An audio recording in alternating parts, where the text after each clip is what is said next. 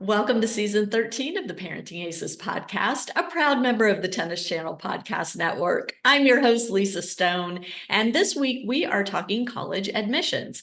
Not college recruiting, but college admissions. I am so excited to have with me an expert in this field. Dr. Pamela Ellis has multiple degrees, her BA from Stanford University, her MBA from Dartmouth, her PhD from Stanford. And she is now working with families to help guide them through the college application process, but also, uses the college application process as an opportunity to help these students gain skills that are going to serve them later in life. And hey, what does that sound like? Sounds a little like what we talk about on Parenting Aces quite often. So I'm super excited for Dr. Pamela Ellis to be here and for you guys to hear from her about the best ways for our students to go about building their list of potential colleges to apply to, and what are some of the important factors to consider when applying to college. So I'm going to bring her on in just a second. Before I do that, quick reminder, if you are not already a premium member of Parenting Aces, we would so love to have you. Please go to our website, parentingaces.com, click on the join button. You've got several options there, and we would love to have you be a more involved member of the community. Also, if you're not following us on our socials, we're on Facebook, we're on X, we're on Instagram, we're on YouTube, we're on LinkedIn. Please follow us. We share so much information through those channels, and we don't want you to miss out. So now sit back, relax, and enjoy this very enlightening conversation with Dr. Pamela Ellis.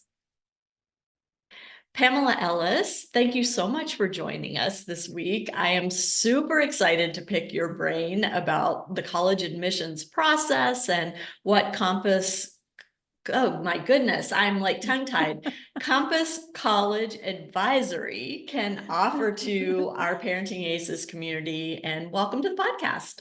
Thank you so much, Lisa. I'm excited to join you today.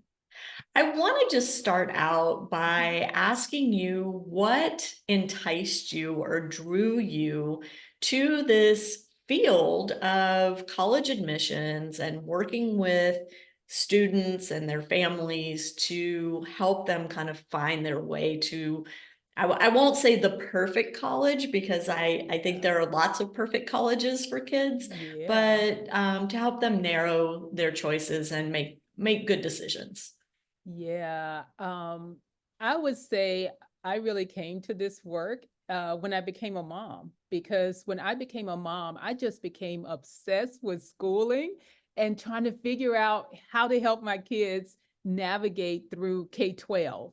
And that's what drove me to go back to Stanford to get my doctorate degree. And my doctorate work is around high school to college transition.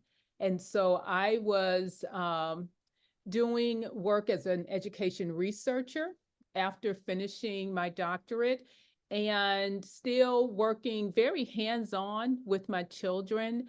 And I had even homeschooled at one point, and also during my doctoral program, I was part of a parenting co-op where we would spend time in their preschool during the week, several hours. And so with that background, I was doing education research as well as working with my own kids. And some families saw what I was doing and asked if I would help them. And when I started helping them, I created a curriculum based on my doctoral work. And it's really focused around finding the right fit. And like you said at the outset, there are dozens of colleges that can be a great fit for any one teen. And that's what I do. That's my passion. And I refer to it as my calling, because there really isn't anything else I would be doing but this. I love it. I love it, because I feel the same way. I absolutely do. I want to just point out that you are not focused specifically on athletic college recruiting. This is college admissions in a more generic sense. That said, you do have someone on your staff that is a former collegiate athlete Mm-hmm. who knows that piece of Yeah. the college application and recruiting Mm-hmm. process. So, Yeah, yeah, absolutely. And even before she joined our team, I had worked with students who were athletes and would often partner with another colleague when I had questions about it. And so with Simone joining our team, that just that elevates what we're doing because she has, really walked the walk in terms of being a highly recruited athlete and then going on to play professionally. mhm. And Yeah. I want to just also add that this is a process, and when I do consultations with families, I encourage the student athletes to start as early as ninth grade, working toward their goal of playing tennis in college. But playing a sport in college is one way of going about it. Mm-hmm. There's also a way to continue playing your sport, not at the varsity level, which Right. would then require you to go through a more mainstream college application process. And so Right. I'm hoping that you can kind of share with us some advice that you would have for, let's say, starting with ninth graders, or maybe you even want to start in eighth grade. I don't know how early you want these kids to start thinking about college, but maybe give us some of the pointers or important touch points that families need to know about. Yeah, that's a great question, Lisa. And I actually I want parents to be thinking about it in middle school and making sure that their child is in the right classes, especially their math placement. And for students, it's really starting to think of more about themselves and what they want. We do work with students in ninth grade. We have a ninth grade program, and it has nothing to do with college. It's all about the student developing their self awareness, developing those skills of independence and self advocacy before we even start talking about colleges.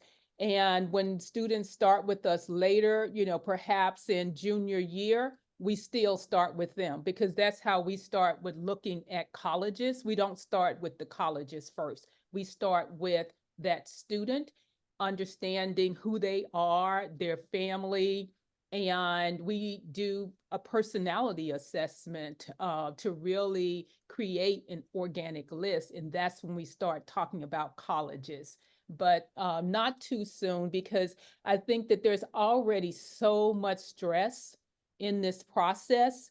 And when you make it all about the colleges, that's when it's even more stressful because students will then tend to fixate on getting into a particular college. And that kind of uh, narrowed thinking about it, I think is really even more stressful than it should be. And so I really want students to think about what they want, get a chance to think about what their interests might be in terms of perhaps pursuing a particular major, do some things that are experiential through summer programs, and in junior year, they'll be ripe to start thinking about colleges and the specific colleges that would be a good fit for them. So you say you start with the student, and I love that, getting Mhm. them to develop that self-awareness, maybe asking themselves some tough questions about the Yep. things they're looking for. And then once you've got them thinking along those Mhm. lines, what are some of the questions that you're asking these kids to ponder as they start developing a list of schools to apply to? Yeah. Why college? Why their sport in college? Why do they want to be a collegiate athlete if that's their intent? Um, and we start with that to really think about then putting together, those factors of fit for them, because we base our list on 5 factors of fit in their academic, social, financial, vocational, and cultural. And so thinking about all of those aspects as it relates to the student, then we start to look at the colleges and how they match up with those 5 factors of fit. At what age do you suggest that the student and the family as a whole start visiting college campuses? And how have virtual campus tours kind of impacted that? Yeah, that's another really great question. I really, we really don't encourage much in the way of visits until junior year. And I say that because oftentimes, Lisa, what happens is when students or families start to look at colleges long before then, it's not because the student has an interest or because they've researched that college. They're going either because of the location or the brand name. And that then sets up the student to believe that these are the only colleges to aspire to. And I really want them to focus on, what is this for me? What is it about this college that it's a great fit for me that I even want to visit it? And then doing the visit. If they've done some research on it beforehand and they know that, yes, they want to visit in 8th grade or 9th grade, fine, go visit. But I don't want to set it up where they're going to visit, these colleges that have this big brand name for the sake of it's a brand name college, because that's usually the only reason. And students I've seen have been burned out by the time they really want to see the campuses or need to see the campus to demonstrate interest in junior year. I love when I have guests that reinforce the stuff that I say. So That's what I'm here for. I love it. And you would think we had had this conversation prior to recording, but I promise y'all we haven't. One of my missions in recent years has been to try and get these tennis families to look beyond the brand names and to understand that there are some incredible schools and incredible tennis programs outside of Division I, outside of the teams you see on TV, outside of the award winners that might be the right fit. Exactly. And I think when the process is forefronted with the student, their why, who they are, what their interests are, then that helps to dispel the notion that it has to be a brand name in order to be a quote unquote good college. Because sometimes when you ask students around about how they would define a good college, the things that they're talking about, the things that they desire, really have nothing to do with the brand name. And so it's like, well, yeah, if those are the things you're looking for, let's go for that. And because there are tons of great schools out there that fit exactly what you're looking for. And indeed, they could be colleges where you can also be a part of the team and a community and thrive there. Right. What are some of the biggest challenges you're seeing in 2024, in the 2023-24 academic year, for students starting the application process? Or, well, I guess by the time this airs, they're done applying, they're waiting for results, but the juniors are starting to put together their lists and their visits and all of that. Yeah, so what I am seeing in terms of, students putting their list together is, really starting to see some things that they hadn't considered just yet. And I'm seeing that because part of what we do in terms of helping students to develop their list is we give them a guide sheet around how to research colleges.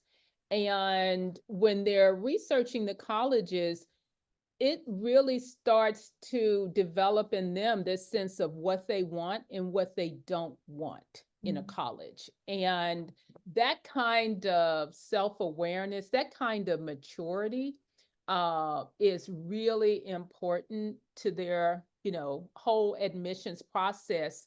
And, one of the biggest things that's certainly been coming out, which I think is almost a kind of like an effect of the COVID era, is that so many students are looking for community. I was seeing it, 21, 22, and I think it's only, accelerated in terms of that being at the forefront of what students are looking for when they start to research the colleges. It's that sense of community that is so important. And for many students, when they are talking about their why for college, it's to become independent, which I also think has been born out of COVID because they were spending so much time with parents. And sometimes parents can, I know sometimes I feel that we can be smothering. I know at times I've had to catch myself with my own children in that regard. And so that sense of community and wanting to become independent has really come to the forefront in terms of their desires in a college experience. How are they expressing that? Because that's a very adult concept to think about, right? Seeking a sense of community when I go to college. It's not a typical teenager response to why do you want to go to college? Oh, well, something? I have been doing this survey, Lisa, for about 15 years. As long as I've had my business, it's been a survey to ask students their why when we first start working together. That's the first thing I ask. And I give them about 13 options. Independence is one of them. It's always been on that list. And, you know, it wasn't as prominent earlier in my practice, but in these last few years, it's become like in the top 5. But Wow. the thing about the community piece, I think it's the information that they're reading. So one of the tools, one of the resources that they're reading about in doing their college research with me is the FIS Guide. And the FIS Guide talks about community at the campuses. And so I think that's where that seed is planted. And sometimes it's not saying that they're looking for that sense for community so much as they may say, I want to have friends. Sometimes, especially I see it in 10th grade, where kids have really gone through some things socially as a 10th grader. They don't want to bring that into college where they're having, problems with other girls or, classmates. They don't want that kind of tension. And so that's how it comes up. That's so interesting. I think about that word community and I think about our children, this generation that is applying to college now or that's getting ready to start applying to college.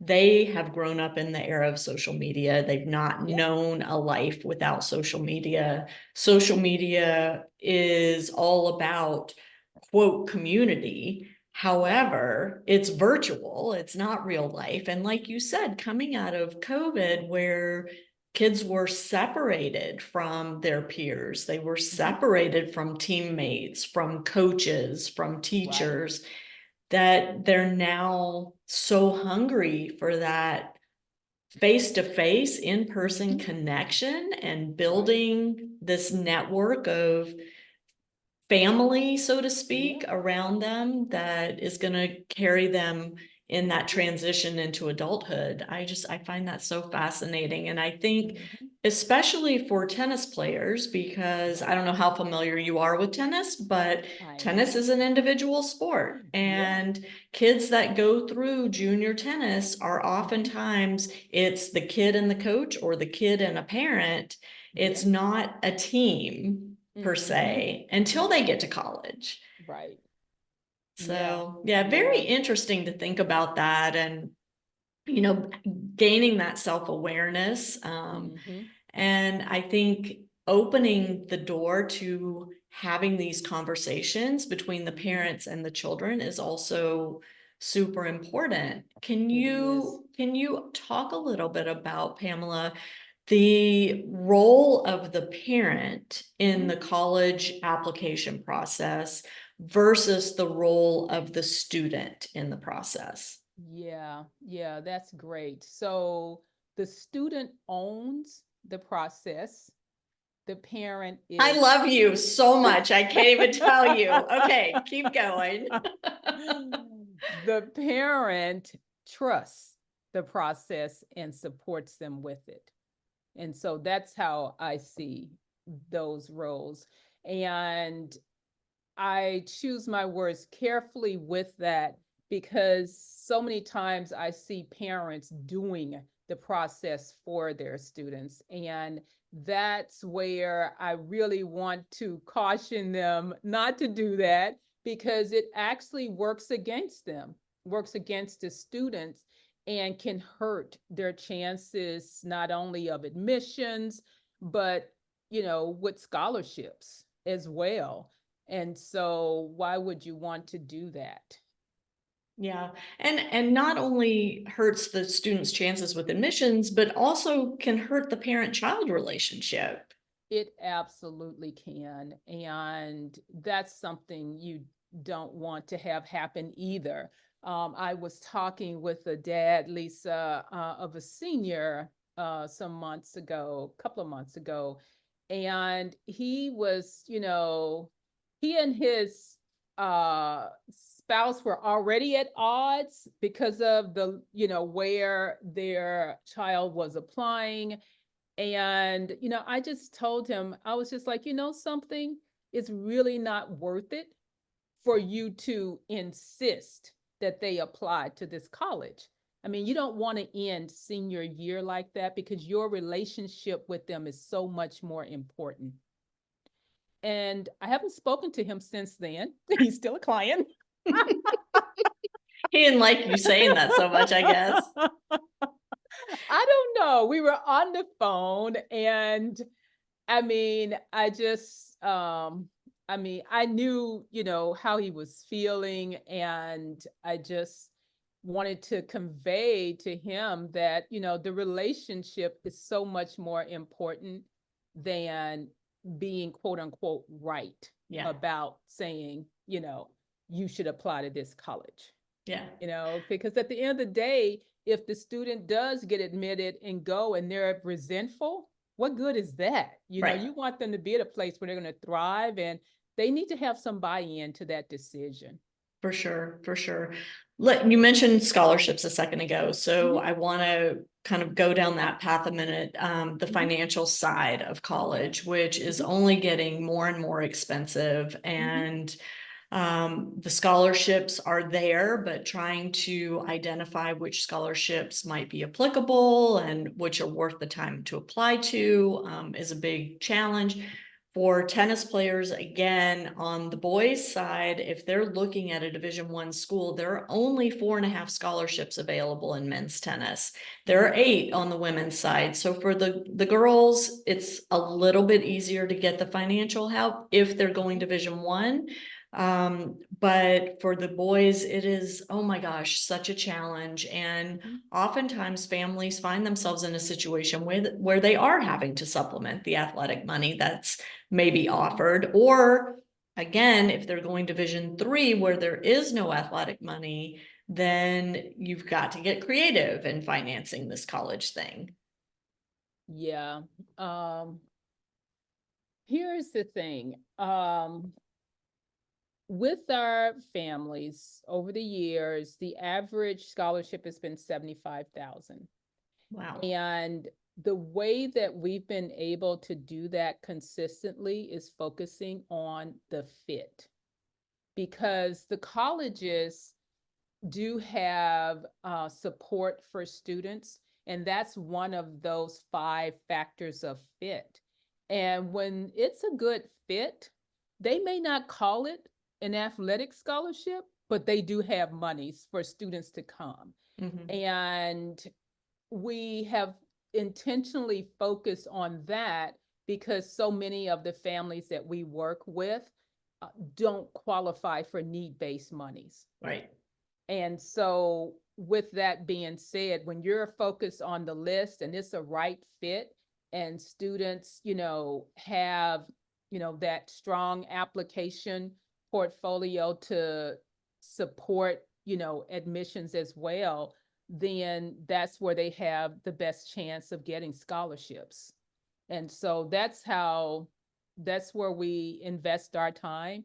There are certainly outside scholarships that are available as early as age 13 that you can apply to. Some of those may require that you have demonstrate need, but there are some that do not. And so we share that monthly list with families, and they're welcome to apply, and we will, support them. We'll help them with the essays that they're working on. But for the most part, their money is coming directly from the colleges. Interesting. Interesting. You talked about, the application, the essays. There is this misconception that I am constantly battling against, that student athletes don't have to worry, the coach is going to get them admitted into the college regardless. Yeah. Can you please address that and tell us the reality of that? The reality of that is that that's not real.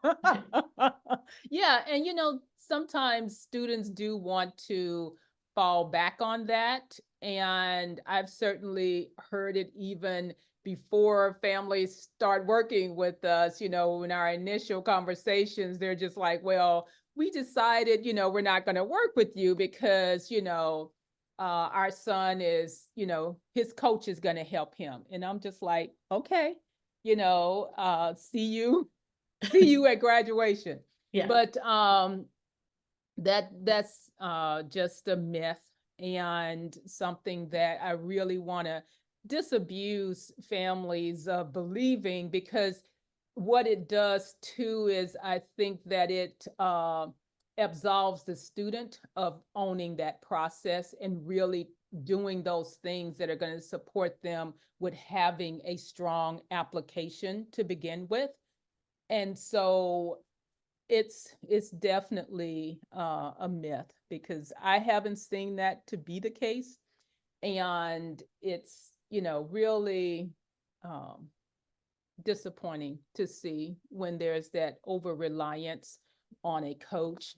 And one of the things that I'll say too that we've certainly seen is that, coaches can be fickle, and I'm referring to the college coaches Yeah. in this regard, because they see a lot of students. And, sometimes students are like, this coach really likes me, because they, I met with them on campus, etc.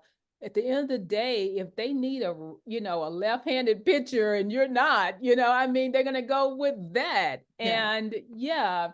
And I've seen students really be disappointed because they're thinking that, this coach really likes them, and that means that they're going to get in. And on the same side with their high school teams, sometimes feeling like my coach has relationships with X, and so that means I can get into this uber selective college because my coach went to school with their coach Right. in college.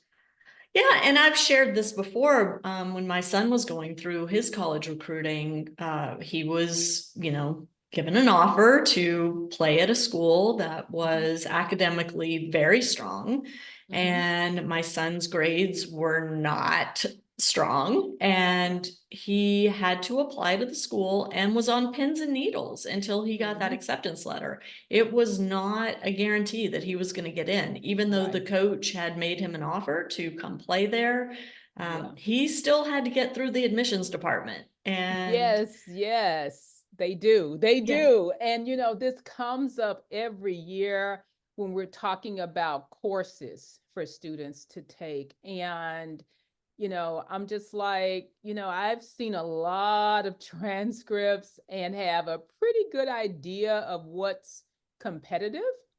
versus what's not. And you can tell if a course load just really isn't rigorous. And I just don't think that students should slack off in senior year, start taking these different electives, drop out of, foreign language. No, you didn't. No, you still need to have, a very strong academic transcript as well.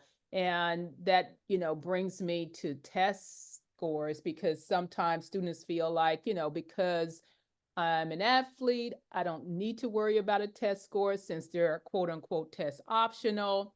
And that's just not true. You still advise the high schoolers to take an ACT or an SAT? Yes. And I say either or.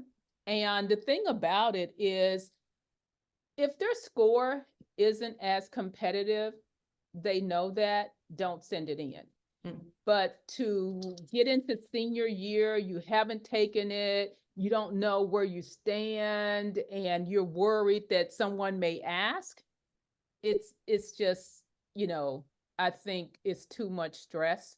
And so I say at least, take it, see where you are, so that you can be armed with making the decision on whether or not you submit the score. But if you are in a situation where you have to, because I have seen that come up, where, students may send in an application in an early action round, and then they get a notice back, we're going to defer you to regular and we want to see your test score. If they didn't have that, to go and take a test in December of your senior year, the likelihood of that being as strong as it could have been earlier is slimmer. And so I just want students to be prepared and not feel intimidated by the tests at all, or what their score may be. It's like, if it's disappointing and you want to retake it, you can. And know that it's going to be twice, and we're not going to be trying to take it 4 and 5 times, but we're going to keep it all in perspective. Yeah. When students do go visit campuses, what are some of the questions that you advise them to ask? Because we know, just like most things in life these days, when you go on a campus tour, or even when you go meet with a college coach, the tour guide, the coach's job is to sell you on their school. And they're really good salespeople. They are. That's why they're doing that job. So how do kids kind of get through the fluff to the meat of what life at that particular school really looks like? I still believe that the best visit is going to start with them doing some research about that college. So not going to the college cold. That way, they're not asking questions that are already on the website. Like, asking how many students are here, wow, this looks like it's fewer or more, or thinking that, it's in a certain, area of town and it's not. I think, some of the questions, could be, what kind of students, thrive here, are successful here. That could be a question. If they're from out of state, if it's an out of state university, finding out, what do students do on the weekends, and what kind of experiences would they have in the dorm. And so those are some of the kinds of questions they can ask, but really asking questions from a selfish standpoint, actually, because, if I'm coming from out of state, I don't want to really be at a school where there's nothing to do on the weekends because everybody goes home because they're local, Right. I mean, Right. so think about, yourself, and if, you're thinking about a particular major, how many other kids on the team are majoring in, STEM, so they can get a sense for, am I going to be, really able to major in STEM at this school if I'm an athlete?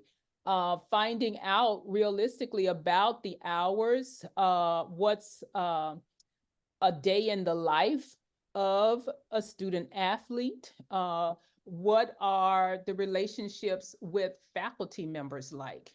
How understanding are faculty members? And I wouldn't just rest on, going to rate my professor, but actually talking with students.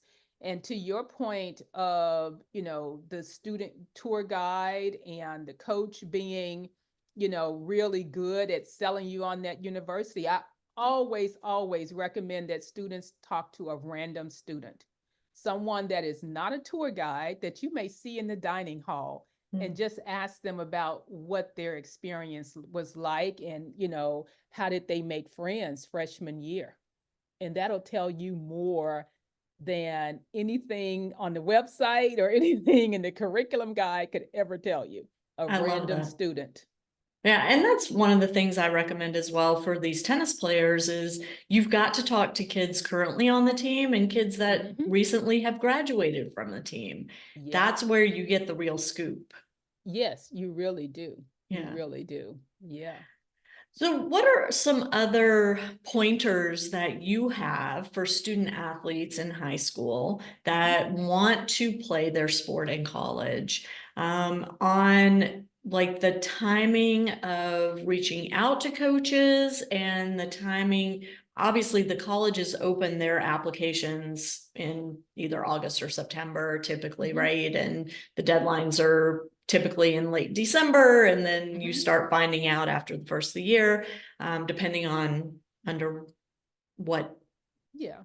application you do, if you do early action, early decision, all that stuff. And those terms, by the way, are continually in flux because I've learned when my kids were applying to college, the terminology is very different today than it was even 10 years ago. So make sure you're up to speed on the current terminology. Yeah, and I would say students should be up to speed on when they can reach out to coaches, and when is a quiet period or a dead period where there is no contact. But for those students who are in sophomore year, I would say working on getting their video clips. That could be something useful for their time before they can start that kind of at least expect outreach from coaches. And the important thing is really about knowing what you want. I think that is so critical, knowing your why and really getting a sense for why you want to be a collegiate athlete.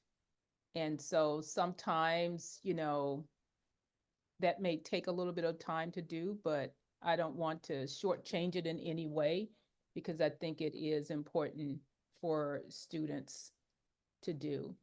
And it changes. I mean, let's be real. What a 12, 13, 14-year-old says and what a 16, 17, 18-year-old says can be very different. Yeah, it is. And I've had some students that, ninth grade, 10th grade, they definitely want to play a sport. And, by the time senior year comes, they're thinking, I'm going to join the club team. And it's like, that's completely fine. Yeah. That's completely fine. So many times, it's their parents' dream, but not necessarily their dream. And I really do. That's why I really want students to think about it for themselves in terms of what they want and not worry so much as pleasing their parent, because that, can lead them to making decisions around a college choice where they're just not thriving because it wasn't their choice to begin with. So let's say you have a situation like you're describing where it is the parent stream and the kid stream has morphed into something different.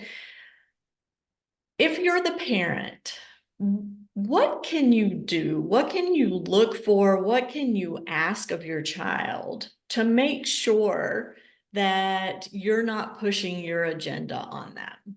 I mean, it's really tough. I think it's really listening and being sensitive to when they're resisting. So I just feel like, if you're really committed to something, you find a way to do it, you'll still do it. But if it's hard to wake them up, it's hard to, get them to do something, they're not really interested in it. They are just going through the motions, look for those telltale signs and opening up the communication about it. That's what I would advise. And sometimes, our kids won't always come to us and say that. Mhm. And For because fear I'm of a disappointing yeah, us, right? exactly. And, because I'm a third party, they may say it to me that they don't, like something or that they don't want to do it. And I bring it up when we're with their parents, just from the standpoint of, just kind of making sure that everyone is on the same page. Mhm. And so it has to come up, I think, at least by junior year. Yeah. So when you're working with families, you meet with the student individually, Mhm. you meet with the parents individually.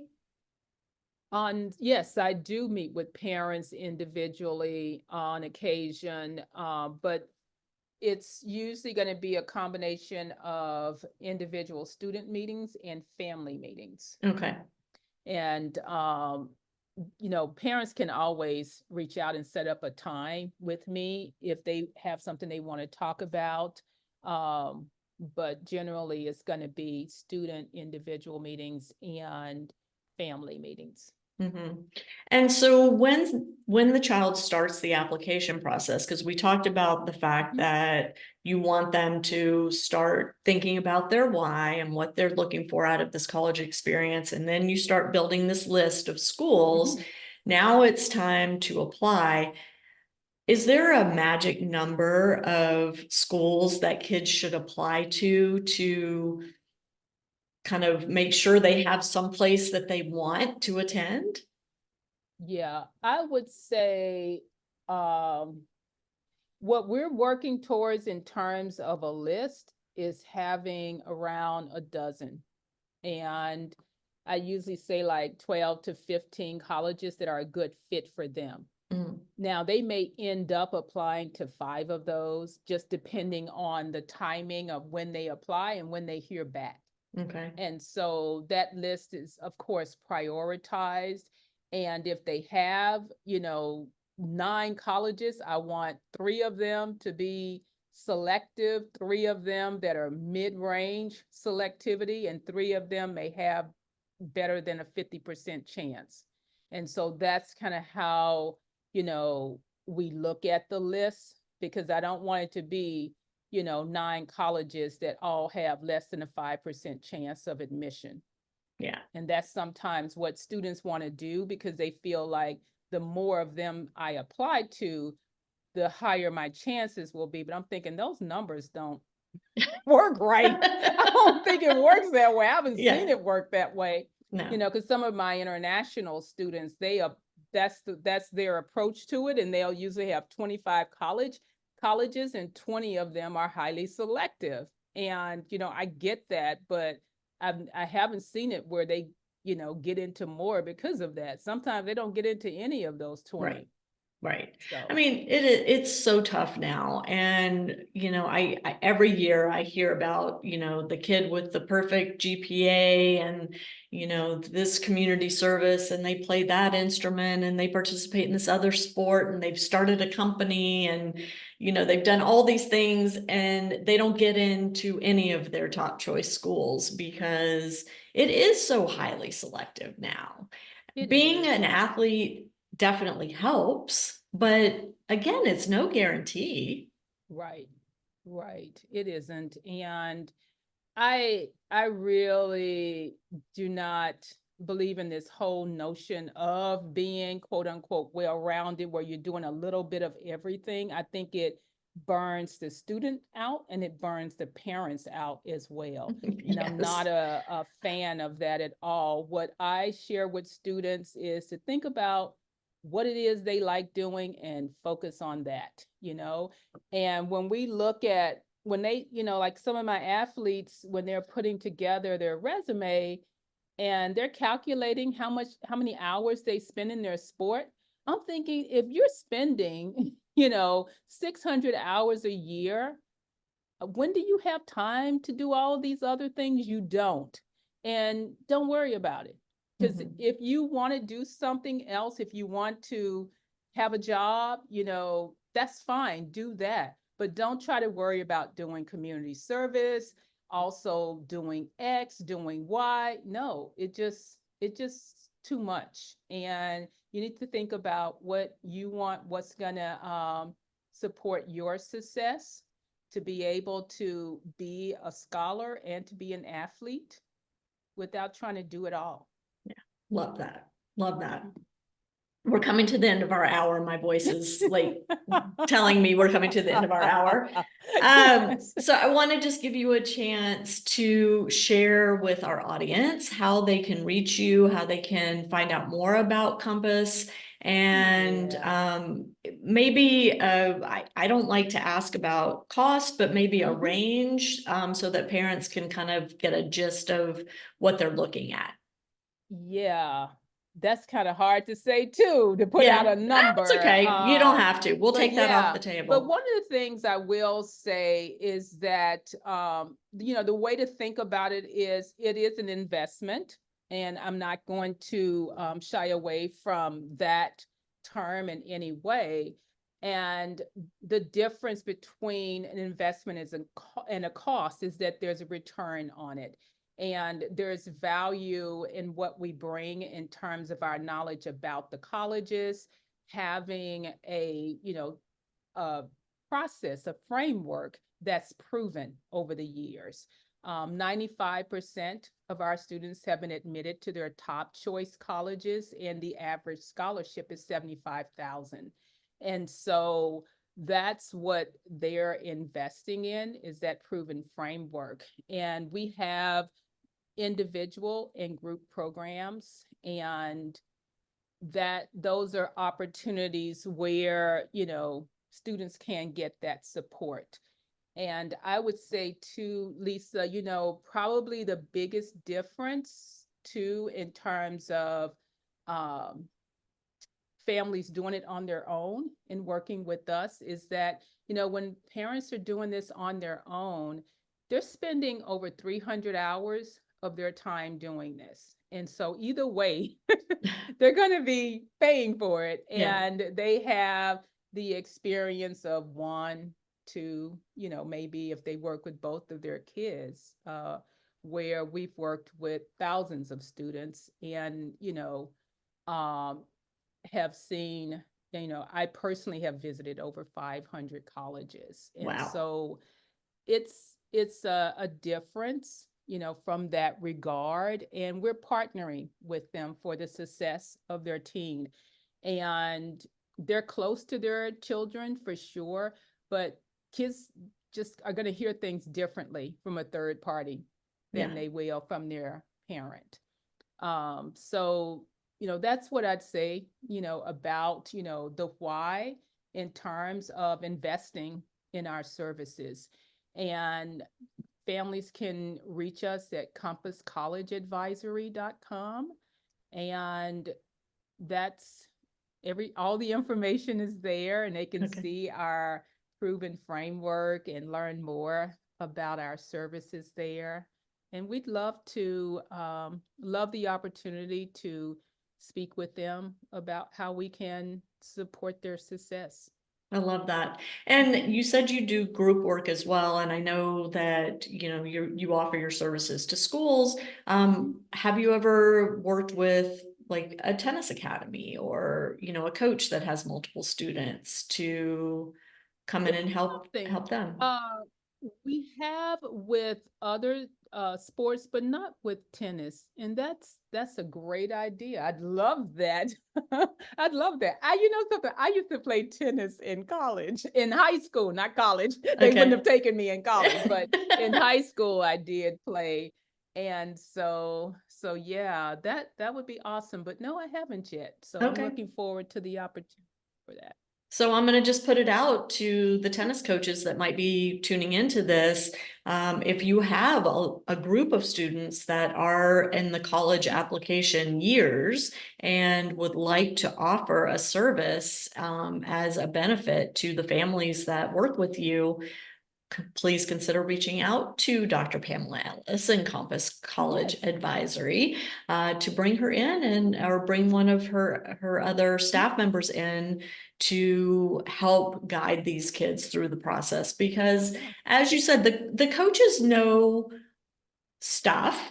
They know, they Mhm. have connections. They may know college coaches, maybe, like you said, maybe they played in Mhm. college with a coach or whatever, but they don't necessarily know the intricacies of the application process. And I think it Right. would be really beneficial to have an expert like you come in and even just do a presentation to the families would be an Absolutely. amazing I'd love opportunity. to. Okay. Yeah, So coaches, absolutely. you'll hear that. Check out the show notes on parentingaces.com. Click the link, reach out to Pamela and get this going for your kids. It will be a great benefit. Well, Dr. Pamela Ellis, it has been an absolute pleasure meeting you and Yes. speaking with you and learning from you today and sharing all of what you do with our community. So thank you so much. Thank you so much, Lisa. Appreciate you. And to the Parenting Aces community, thank you so much for tuning in, and we will catch you next time on Parenting Aces.